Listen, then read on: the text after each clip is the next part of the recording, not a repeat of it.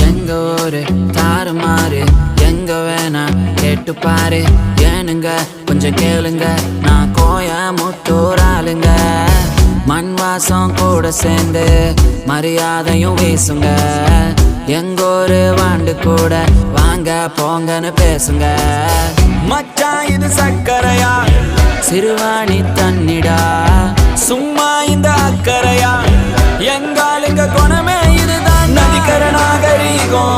நம்ம நொய் எல்லாத்து பரம்பரடா சாதிய தூக்கி